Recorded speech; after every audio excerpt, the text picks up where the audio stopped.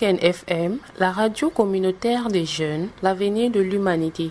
Aujourd'hui, nous évoquerons un sujet très pertinent qui touche des milliers de femmes. C'est la fistule obstétricale. Quel est l'impact de cette maladie sur les femmes? Comment se manifeste-t-elle? Ses causes? Quelles sont les conséquences sur les femmes? Autant d'autres questions qui donnent, les réponses pourront apporter un plus-value dans la recherche du bien-être de toutes les femmes. Notre invitée de circonstance est Madame Abdoulaye Amoua, déléguée régionale de la promotion de la femme et de la famille. Je vous recommande l'entretien qu'elle nous a accordé.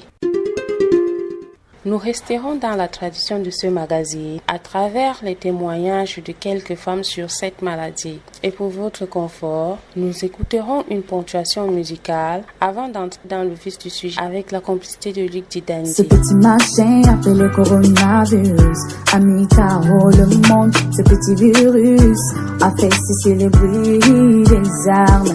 Ce que les opposants politiques, gilets jaunes et les syndicats n'ont pu obtenir. Ce petit machin l'a obtenu. On a du temps pour rester en famille. Une fistule obstétricale est une lésion liée à l'accouchement qui a été essentiellement négligée. La fistule obstétricale est généralement causée par plusieurs jours de travail sans intervention médicale appropriée. Pendant ce temps, les tissus mous du bassin sont comprimés entre la tête de l'enfant et les os pelviennes de la mère. Les symptômes les plus courants sont les fuites de selles, l'infection urinaire chronique ou perte vaginale malodorante. Non traitée, la fistule obstétricale provoque une inconscience chronique et peut entraîner divers troubles physiques qui sont les infections fréquentes, maladies rénales, blessures douloureuses et infertilité. Merci d'être de notre Delken FM, la radio communautaire des jeunes, l'avenir de l'humanité. Voici les femmes sur les fistules obstétricales. Avez-vous déjà entendu parler des fistules? J'ai déjà entendu parler de la fistule. C'est une maladie qui se manifeste par l'envie d'aller aux selles régulièrement. La femme victime ne parvient pas à contrôler ses urines. Les femmes porteuses de fistules obstétricales préfèrent se cacher à défaut de se suicider. Aïcha, 20 ans, mère de 2 enfants, a été bannie de sa communauté à cause de sa maladie. Nous écoutons Aïda. Tout a commencé après des complications liées à ma grossesse. Pendant 10 jours, j'ai saigné sans pouvoir me rendre à l'hôpital, faute de moyens. Suite à cela, j'ai commencé à avoir des douleurs au niveau du dos et à perdre le contrôle de mon urine. C'est vraiment pénible et difficile.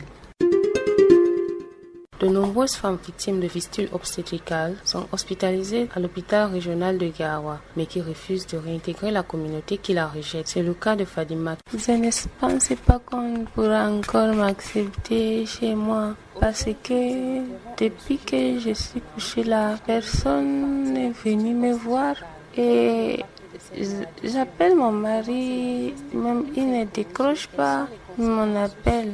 Du coup, moi, je me dis que ça, c'est la malchance seulement pour moi. Nous parlons de la fistule obstétricale.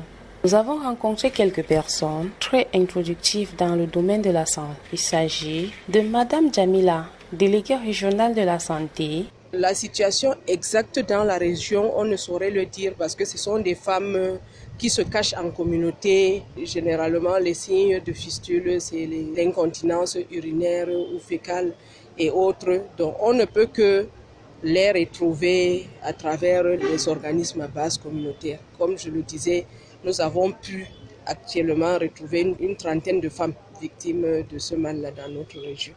Le docteur Danki, chirurgien neurologue à la clinique islamique de Ngaoundéré. La fistule, il faut déjà dire qu'elle existe depuis que l'humanité existe. En réalité, ce n'est pas une nouveauté, mais nous prenons de plus en plus conscience de la maladie parce que nous voyons ses effets dévastateurs dans la société. C'est vrai qu'au Cameroun, on ne pouvait pas commencer à faire de la fistule sur l'étendue du territoire, un peu partout. Il fallait s'organiser, créer d'abord des centres de prise en charge. C'est ce qui a été fait avec le MinSanté et l'UNFPA. Donc il y a pour le moment, on va dire 3 centres qui ont été créés Et dans le Grand Nord, il y a Ngaoundéré qui constitue un point focal pour la prise en charge des fistules obstétricales. Voilà que nous avons la maîtrise de la technologie, de la science, et il est grand temps maintenant de passer à la propagation, à la vulgarisation. C'est ainsi que nous avons pensé cette fois-ci à Garoua pour que ce soit implémenté. À Maroua, c'est déjà fait. Donc, dans la région septentrionale, il faut dire que c'était Garoua qui n'était pas capacité dans la prise en charge des fistules obstétricales. Et nous devenons de plus en plus conscients de la situation parce que nous avons beaucoup de femmes porteuses de fistules qui souffrent énormément de cette pathologie. Voilà, les causes dans notre contexte sont principalement obstétricales. Ça veut dire c'est suite à une grossesse qui n'a pas été bien suivie, qui résulte donc un travail difficile, on va dire comme ça, un travail obstructif difficile. Pourquoi? Parce que soit la parturiente n'a pas de possibilité d'aller dans une formation sanitaire, accoucher dans de bonnes conditions, ou bien aussi que parce qu'il n'y a même pas de formation sanitaire là où elle habite. Il y a des facteurs aussi qui sont liés à la communauté et aussi des facteurs individuels. Les facteurs individuels, c'est l'âge par exemple. Lorsque une jeune adolescente de 12 ans ou bien de 13 ans conçoit, vous convenez avec moi que le bassin n'est pas préparé pour héberger cet enfant. Les voies de la filière obstétricale n'est pas suffisamment développée pour pouvoir accoucher dans de bonnes conditions. Donc il y a l'âge, il y a le mariage précoce par exemple. Nous ne devons pas envoyer nos filles précocement en mariage. Nous devons attendre qu'elles soient matures afin de les envoyer en mariage. Et lorsqu'elles sont mariées, il faut les inciter à aller faire des consultations prénatales pour déceler les risques. Comme ça, quand on a un risque, ces femmes pourront aller accoucher dans des formations sanitaires. Ici, c'est dans les facteurs obstétricaux, mais vous avez aussi des fistules non obstétricales. Ce sont des fistules qui sont liées à une chirurgie pelvienne, au cancer, à la radiothérapie, au viol. Pensons au pays où il y a la guerre, où ces femmes sont violées.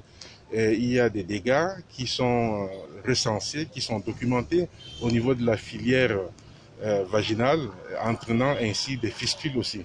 Donc, grosso modo, nous avons des causes obstétricales donc liées à l'accouchement difficile, mais aussi des causes non obstétricales.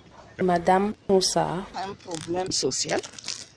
On n'en a pas parlé parce que les gens ont pris ça pas comme une maladie, c'est comme une malédiction, c'est comme si c'est de la sorcellerie au village et tout. Mais nous avons tellement de problèmes que cet aspect, et surtout que quand ça concerne la femme, c'est un peu oublié.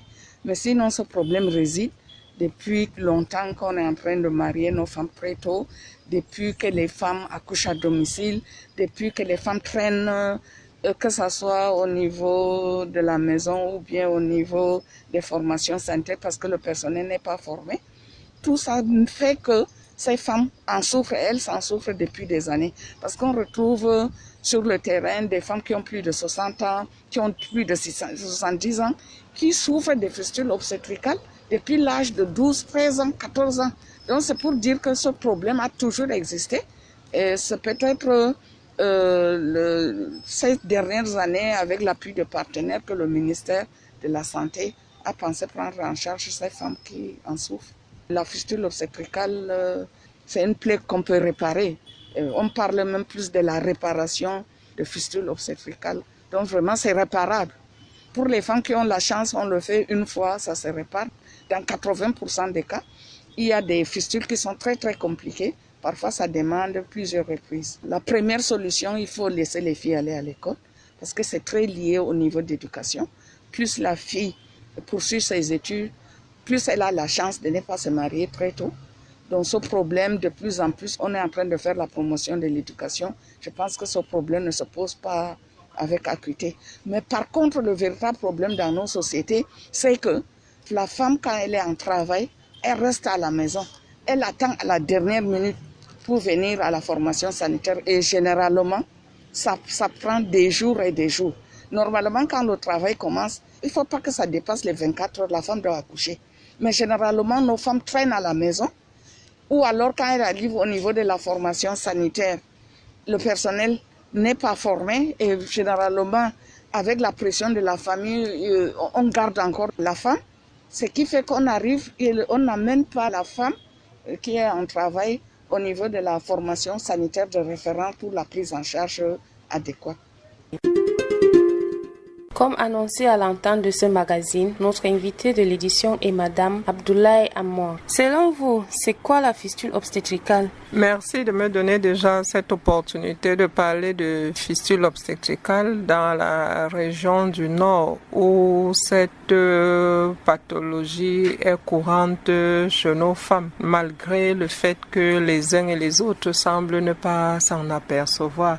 Alors, une fistule obstétricale est un abouchement, est une formation anormale d'une cavité dans une autre au cours d'un processus évolutif pathologique, ou alors une formation anormale d'une connexion entre deux organes internes qui peuvent être le vagin et l'intestin. Quelles sont les causes de cette maladie? Nous pouvons dans un premier temps y relever les mariages précoces. Vous voyez nos jeunes filles qui vont en mariage à l'âge de 13 ans, 14 ans, 15 ans lorsque tout l'appareil génital n'est pas encore développé. Vous avez aussi comme autre cause de cette maladie les grossesses rapprochées.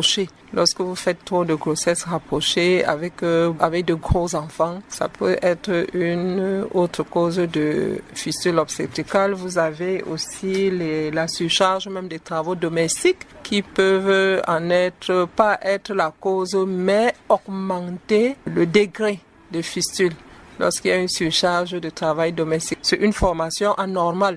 Maintenant, quand cette formation anormale vient trouver d'autres paramètres externes qui ne lui permettent pas de rester tranquille, mais qui l'amènent plutôt à se développer. C'est pour ça qu'on parle de mariage précoce comme cause. Et vous voyez, au finish donc de ces causes que je venais tantôt de vous citer, c'est l'accouchement. Parce que la jeune fille qui se marie à 14 ans, qui est enceinte, celle qui fait des grossesses rapprochées, elle va se retrouver nécessairement enceinte. Et maintenant, au moment du travail, le travail va être long, le travail va être pénible et va entraîner la déchirure de certains organes qui vont faire en sorte que la femme pourra laisser passer les urines ou les selles sans s'en rendre compte.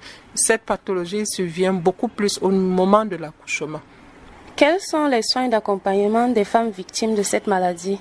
Nous avons déjà l'identification de ces femmes victimes de fistule obstétricale à travers nos présidents d'associations et nos présidents de réseaux pour une prise en charge clinique, c'est-à-dire une opération gratuite. Nous l'avons fait avec le passage de Mercy Chip et ça continue. Actuellement, il y a une campagne d'opération gratuite des femmes victimes de fistules qui se déroule à l'hôpital régional de Garoua. Comme autre soin, on peut parler du suivi psychosocial. Ces femmes, déjà, pour les avoir, c'est pas évident. Il faut les accompagner, il faut leur donner des conseils, il faut être avec elles, il faut même amener même l'environnement. Quand on parle d'environnement, nous avons eu à connaître des femmes victimes de fistules obstétricales qui ont été chassées de leur domicile conjugal et même reniées par leur famille. C'est ce qui entraîne aussi la difficulté que nous avons aujourd'hui de pouvoir localiser une femme victime de fistules obstétricales. Vous pouvez l'identifier aujourd'hui dans un quartier X, demain elle ira dans un quartier Y tout simplement parce que la famille ne la supporte pas ou alors elle a comme l'impression que les gens sont au courant de son mal, alors elle ne veut plus rester avec les siens, elle ne voudrait pas qu'on sache de quoi elle souffre. Il y a aussi un autre soin que nous apportons à ces femmes victimes de fistules obstétricales, c'est la prise en charge économique. Nous remettons à toutes les femmes qui ont été réparées de fistules obstétricales un petit appui économique qui lui permet d'être autonome, qui lui permet d'être indépendante. Parce que voyez-vous, ce n'est pas facile. Il faut s'acheter des couches à tout moment pour se garnir. Ça demande nécessairement beaucoup de moyens. Pour celles qui ont même été abandonnées par les époux, il faut s'occuper des premiers enfants qu'on a eus. Donc, nous leur remettons un petit appui qui leur permet le ministère de la promotion de la femme, bien entendu, qui leur permet de mener une activité génératrice de revenus pour subvenir à leurs besoins. Voilà un peu les soins que nous apportons à nos femmes victimes de fistules obstétricales. Merci Madame le délégué d'avoir répondu présente à notre émission. Merci Madame, c'est moi qui vous remercie. Auditeurs de Derken FM, le temps qui nous est imparti est arrivé à son terme. C'était Problème des femmes. On contribue à l'élaboration de ce numéro Luc Didanzi à la mise en onde, réalisation de Aman Joseph, la supervision de Maïmouna Suleiman, chef de chaîne. Au micro, je suis Laleita.